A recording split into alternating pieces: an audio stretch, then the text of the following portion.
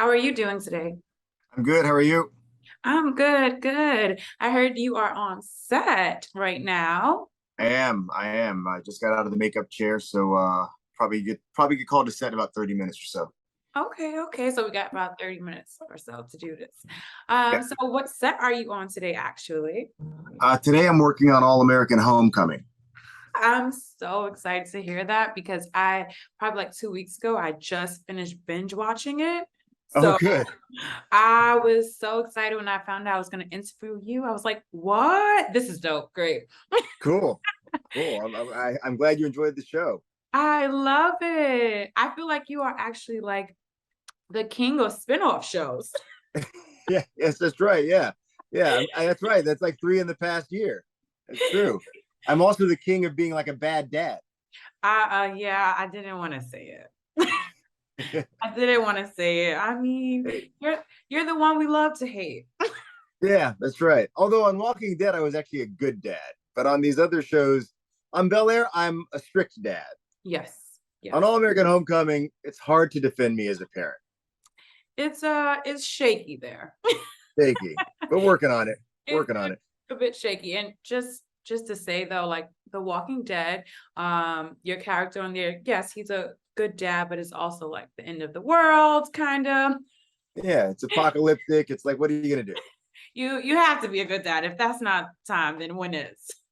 Well, look, man, he's the smartest man in the world, so he can't have it all.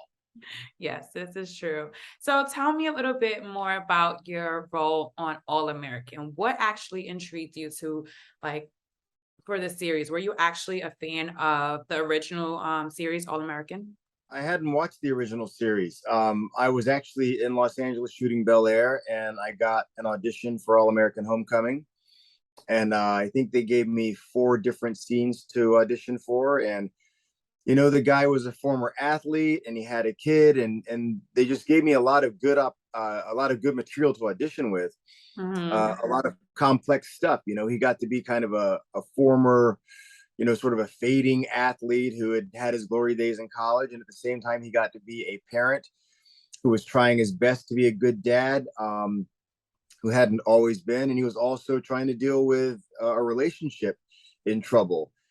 So how to communicate to his son, and who was kind of estranged from, and it was just a lot to do in an audition, which is exactly what you want as an actor. So Yes. uh, And I just was, for the people who probably don't know, your character on All American Homecoming is Jesse. yes, Jesse Raymond. Yes. That's right. So yeah, for those who haven't watched, without giving too much away, one of my sons is on the baseball team.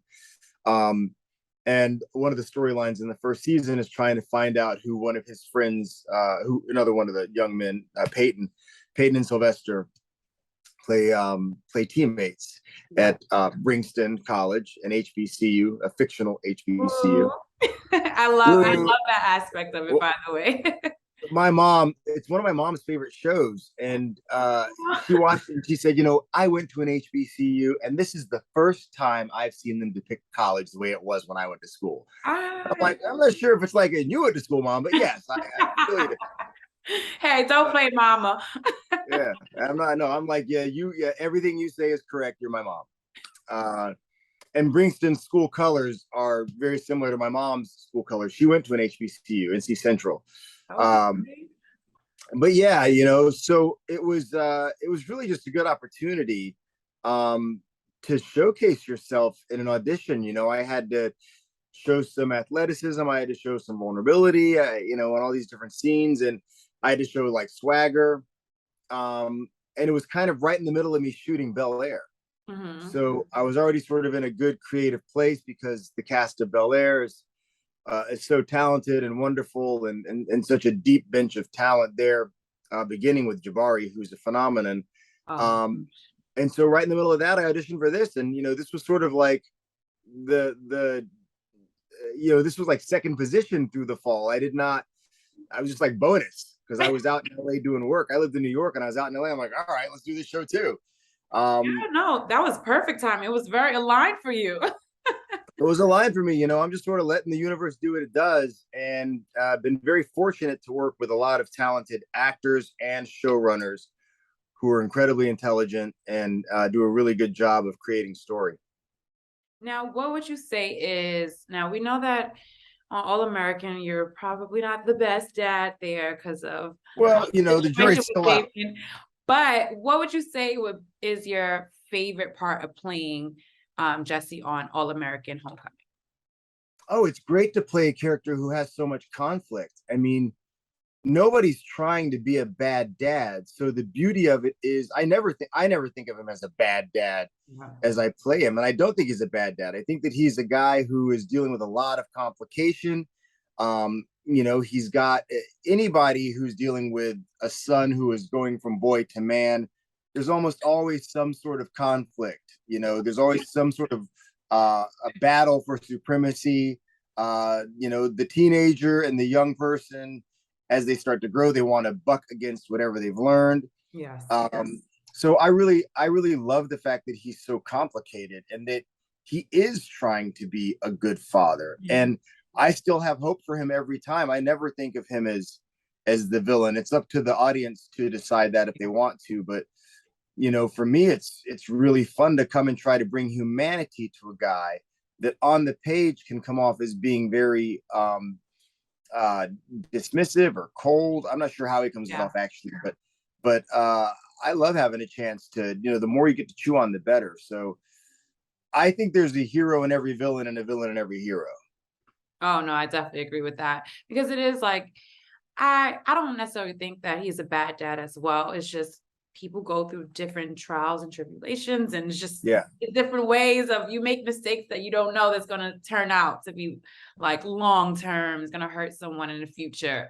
But like I definitely get that humanity part, like where you're just trying to like he's trying to fix things with Damien and his son. So I I get mean, that. yeah, who most people that have had kids by 20 or early 20s, like you don't know who you are yet. So, he had a kid and he was also a college athlete, right? So there's a lot of areas there where you didn't get to grow up conventionally. We look at a lot of young athletes now and we put so much pressure on these guys and they're like 22 and 23 years old. And a lot of them from the age of 16 have been treated as stars. So when did they have a chance to grow up? Yeah. So, I think that all that stuff, that's the beautiful thing about this show is it deals with all that pressure of being an athlete on that level. And it's hard enough to grow up, 16, 17, 18. You're trying to figure yourself out. It's already enough pressure. Now, what if the world is showering you with all this praise for something, it's a gift that you have, and the world sort of sees you as an adult. Yeah. So I think all that stuff is complex, and that's what makes it fun to play. Well, what can we expect from your character in the next season? Well, again, can't give a whole lot away. We're just starting out the season. We're actually shooting the third episode today, but I will be back for season 2. Okay. And I think that there are going to be some more tribulations and trials, but hopefully he's going to continue trying to develop a good relationship with his son. And for those who haven't watched the show, there may be more than his son. Oh gosh. It's getting spicy. I love it. We're gonna learn. Just watch season 1, and that'll set you up for season 2. And season 1 is definitely on Netflix. That's where I binge watched it. The CW, that's right. That's right. You can watch it on Netflix now. It was on the CW first season, but now you can watch it on Netflix. So, get your subscription, and thank you, Netflix, for paying me in advance. I know every time I see a series go on Netflix, I'm like, oh, I know these actors are happy because like you just get that kind of money rolling in. Yeah, more than that, who knows what you're getting paid from streaming services? They try to keep it very secretive, like they don't know. But the best part about it for me is just exposure, because a number of people have recognized me from All American Homecoming, which I did not expect, and they love the show. So that's a positive thing. That was actually one of my questions. Now that you play like so many different roles in such popular shows right now, do people recognize you in person and they're like, well, why you did this to Uncle Phil? Or why you did this? Like, what is their normal reaction to you? And the normal reaction is that they recognize you from the show and they're just kind of they're just kind of happy to see somebody in Yeah. person that's on a show they like. I've never had any kind of personal run in, or, people sort of like, confusing truth with fiction, which is unfortunately happening a lot these days. Yeah. But I've fortunately never had to deal with the negative side of it. I've simply had, in fact, since I got to Los Angeles, about four different people have recognized me from All American Homecoming. So Yes. it's just kind of cool. I'm just glad they're watching the show, and I'm glad they're enjoying the show. And I always feel like if they're initiating that contact, then that's kind of a nod of approval. Yeah, no, You that's know, great. That's amazing to just be like recognized for your work, of course. yeah. That's one of the favorite things that happens is somebody actually seeing you and saying, "Hey, I like the work you're doing." So I'm always happy to have that happen. Well, I hope you don't end up on Power because your fans may change because everyone who sees someone from Power, like that's a crazy series. Oh, a buddy of mine's on Power. Hey, you never know. You never know. I'll be watching. I mean, they have 1,000 series, so Listen, if they have some kids on there, they're gonna need a dad at some point. this is true. This is very true. You could play Ghost Dad. Who knows? Anybody. It's sort of my niche. Now, tell me a little bit more about your character on Bel Air. You play Fred Wilkes, which is Lisa's dad, basically like this nemesis for Uncle Phil. Tell me a little bit more, like how much you like that character.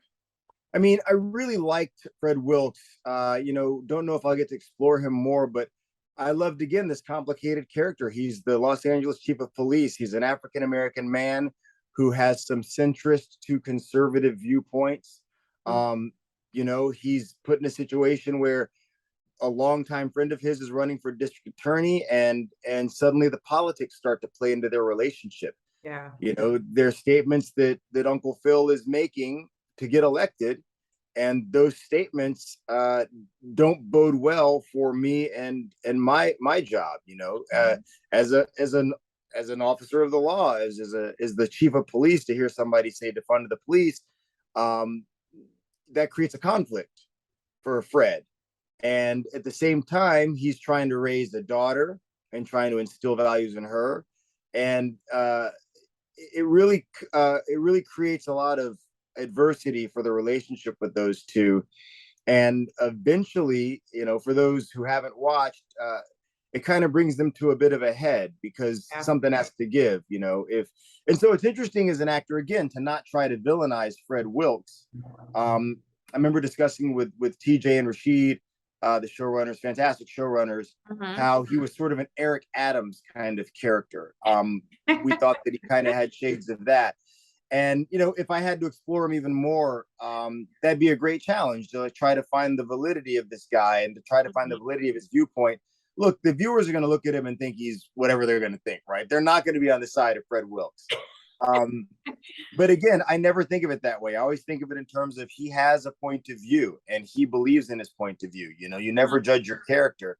And it's kind of fun to try to play these guys and breathe life into them and not paint them with a stock brush. No, yeah, I really actually love his character and just like we need that conflict of Yeah. seeing, like who goes against Uncle Phil. So I love his character and I actually just love Bel Air in general. How did you feel when you found out this spinoff was happening and like, it's totally different from The Fresh Prince of Bel Air. It's a comedy that turned into like this drama series. Well, I mean, that was what was interesting about it to me. Spinoffs are rarely a good idea, in my opinion. Or actually, this isn't a spinoff; it's a reboot. Yes. So I've been fortunate to be part of both a reboot that worked and a spinoff that worked this Mhm. year. And I think the beauty of Bel Air is that they reimagined it, and they reimagined it by giving it a different genre. Instead of making it a sitcom, they made it a drama. And they populated it with this amazing group of actors and a modern version of a successful African American family. And they're smart enough though to give nods to the old show. So Mhm. if you watch this growing up, you recognize it. But if you've Yeah. never seen it, it's just a really good show. Yeah, I love that aspect of it. It's like, if you never saw Fresh Prince, Bel-Air is still just a dope show. Yeah, and they somehow found a guy in Jabari who has that kind of charisma and magnetism. They lightning struck twice. Uh, and he's his own guy. He's not trying to act like Will Smith or anything, Mhm. but he's a really authentic, uh, genuine, positive guy. And for his age, I'm just very impressed by his composure, his professionalism, Mhm. and his attitude. Like, he's a really great guy. They really found their man. And with it, when the entire cast, the whole cast is fantastic. Oh, yes, for sure. Every I don't think there's like a character on there that I'm like, oh, this person's not good. No, no, and it's good. The writers are going to have quite a task because they have to keep all those storylines going, and it's hard to decide who to focus on because everybody on that show was really bringing it, and you could feel it on set. Like, it was a Mhm. real family atmosphere and just talent everywhere you looked. I was just like hiding in the back doing a crossword. Like, I don't want to try. These guys are real talent. You are the real thing as well. Otherwise, you would Oh, not be here. yes, yes, yes.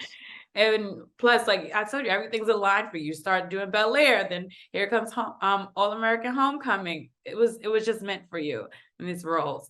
So Yeah. how is that dynamic on set with your cast members from Bel Air though? I know they're like great actors. They just seem like lovely people. It really, I mean, at any given moment, you were about to be in Showtime at the Apollo because everybody on that set, they can all sing, they can all dance. I'd be in the green room and all of a sudden there's a dance off happening. And I'm just like, Gosh. hey, you watch the show and you see these scripted characters, but Simone Joy Jones, the one that played my daughter, she can sing. And obviously Coco's getting a career going. Oh And my God, I Jabari love can play you. the piano Yeah. and Cassie can sing. Like, everybody on that set, everybody in that cast can bring it, except for me. I am the only person like You can sing a little that. bit, something. I'm not even going to try. Look, if there's a microphone anywhere nearby, Cassie's going to have it, and Cassie should have it. So seriously, it was. I'm not. I don't even need to hyperbolize this. It was great being on set with them. Mhm. They were really. Everybody from the start just seemed grateful to be there. They seemed ready to work. They're all professionals, and it was really just a good feeling on set.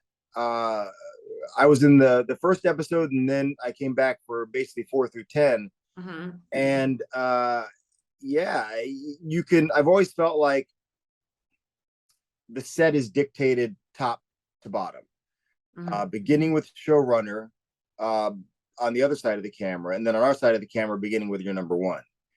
And our showrunners were collaborative, communicative, smart problem solvers.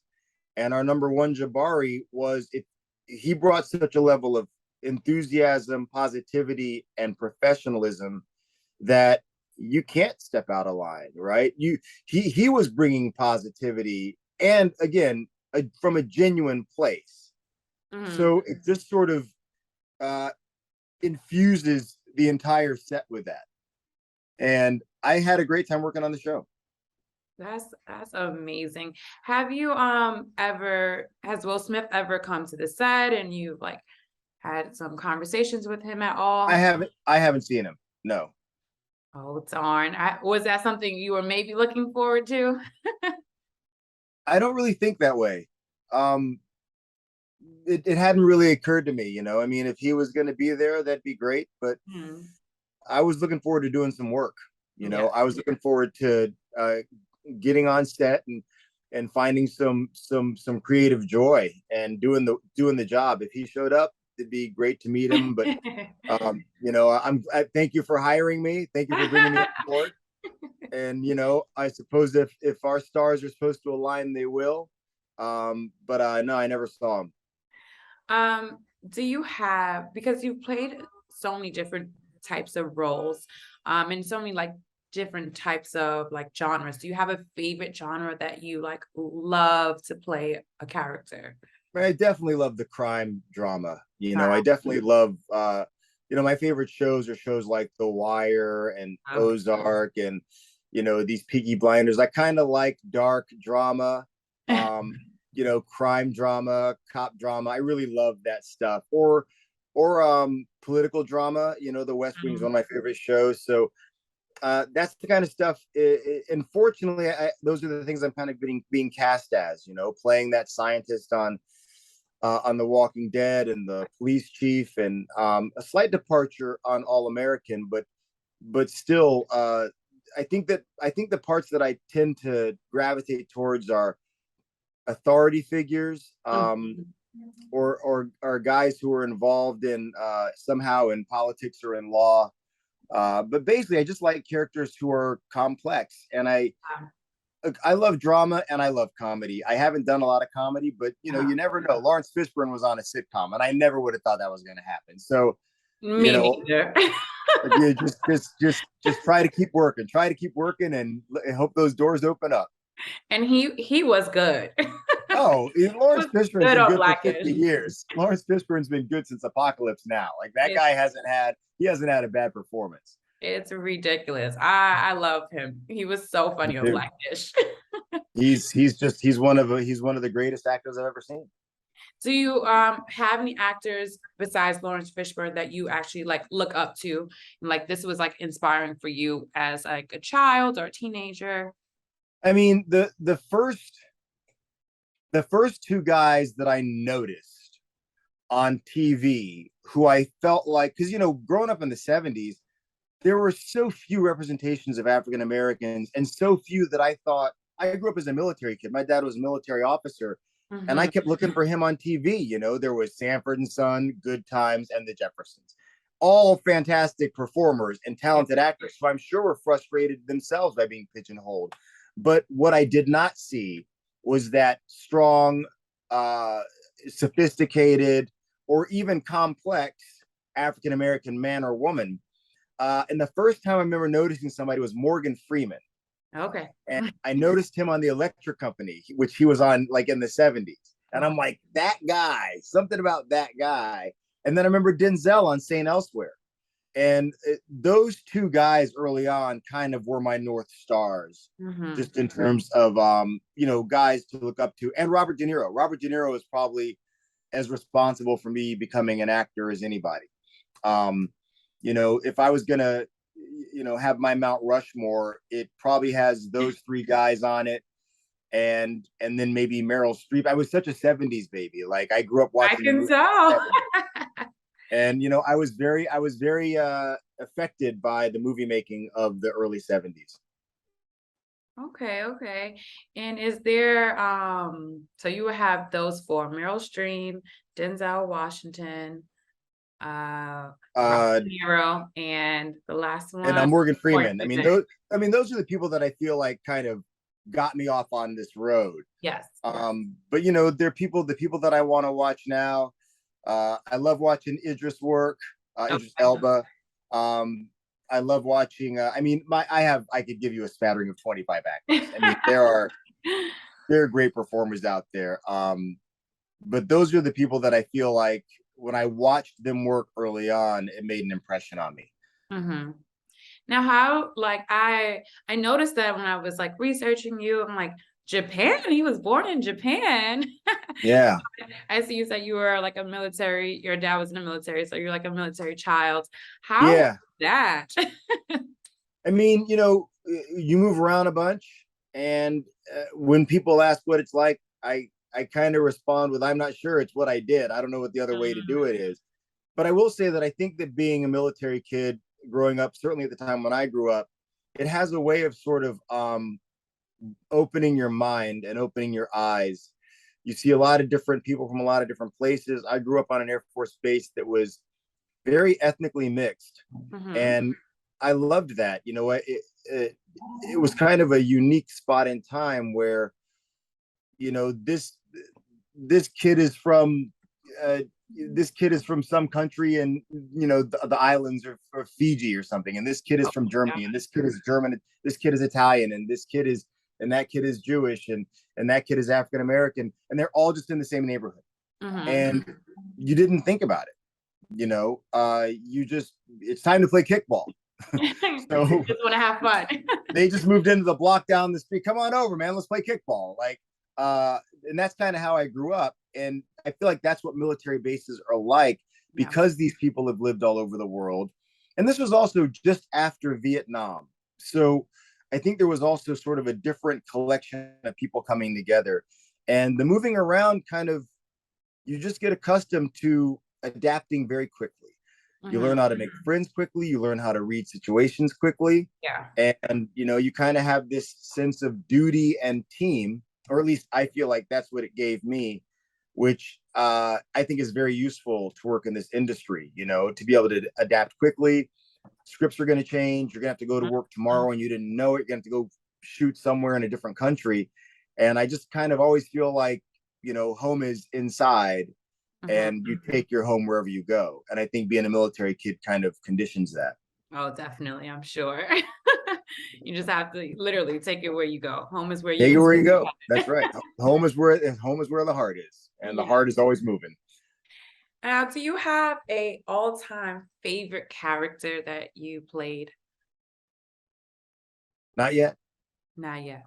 Not yet. Not an all-time favorite. I mean, on stage, probably playing Hotspur in Henry IV Part One, but on TV, not yet. I mean, I've enjoyed in the past 3 or 4 years, the parts have gotten larger, Mhm. um, which gives you a chance to live inside of it, gives you a chance to explore your character. Yes.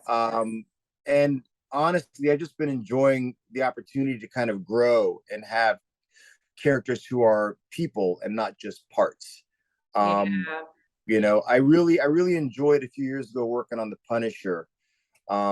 Working opposite John Bernthal for a couple of weeks Mhm. was he's just such a creative force and a generous talent and a fun talent. Um, and it was one of the few times that I remember just observing a guy and thinking, oh, that's what you do when you're number one on a call sheet. He had a level of ownership, he has a level of confidence and a level of ownership. And I really enjoyed working with him. But I don't think that I've played my favorite part yet. I think it's still coming. It's still coming. What, now I know you said you like crime shows, drama. What do you have a show that you want to like join? Like, I would love to be a That's part of this show. that's currently on TV or that has been on TV in the past, like that's on right now. Yes, let's hear both. Yeah, I'm not sure if there's anything right now. I mean, I watched Yellow Jackets. I thought that show was fantastic. If only Ozark had not gone off the air, I would have wanted to be on Ozark. Okay, Ozark, Um, yeah. Fargo is a really cool show. Peaky Mhm. Blinders, which may be done. I mean, those are the shows. Look, Atlanta. I would love to be on Atlanta. I think that that is just a brilliant show and Mhm. brilliantly written. But I'm kind of in between binging right now, so I'm kind of looking for that next show. Yes. Uh, but there's always something new coming out. So I look right now, All American is the show. All American Homecoming is the show for me. Yes, yes. I love it. I literally cannot wait till it comes back on because like Oh, when I season two is turning it up. Season two is already turning it up. I mean, for even for me, like when I was watching, I'm like, oh, you know what? I've been meaning to watch it anyway. So I like turn it on, and next thing you know, I can't move for a couple days because I'm just sitting there, just watching everything. Yeah, Oh gosh. And then towards the end, it just got spicier and everything. Your character was good. Your character actually surprised me because I did not think that twist was coming. yeah. There you go. That's right. Now people know they need to watch for the twist. Yes. Watch for that twist because it was good. And so when it ended, I was like, because usually like Netflix would put like, if you're still watching, continue. And there's nothing Right. to continue. That's right. Yeah, we left you high and dry. You have to wait till October 10th. October 10th. Okay. That is when All American Homecoming is coming out, October 10th. Now, October what 10th. about October Bel 10th. Air? I haven't heard about season two yet with Bel Air. I know they're in the writers' room. Yes. I spoke with one of the writers the other day, just socially, but you never know. As an actor, you kind of learn to when the job is done, you move on, Okay. and hopefully they have you in their plans. But they have a lot of storylines to write for. And, Mhm. and I was part of Phil's storyline. Yeah. But there was also a resolution to that storyline at the end of last year. So, I don't know what they have in store for season 2, but I wish them all the best. I hope they bring me back. But even if they don't, it was a great experience and still is a great experience. Yeah, so I'm hoping they bring you back. So your character was Me too. amazing. I feel like we need you Thank there. you. Lisa needs her dad. She does. Yeah. Yeah. Daddy ain't going nowhere. You gotta Taking care of come my little back. girl. I'm taking care of my little girl. Yes. I feel like you can at least come back for a little bit. Like we want to see you on TV. Well, It's probably not the last they've seen of me. I believe so. I believe. Well, thank you so much for like sitting here and chatting with me about your characters. I truly cannot wait to see what you do next in the future. I'm loving all your characters, whether Thank they're you. perceived as good or bad or whatever. I think it's all up, it's subjective at this point. Yes. And all in all, it's art. And I'm like loving all the art. So hopefully I'll run into you one day and I'm like, oh wait, I That interviewed you. that'd be great. I appreciate you having me. Yes, thank you so much. Thanks, Lolita. Take care. Bye.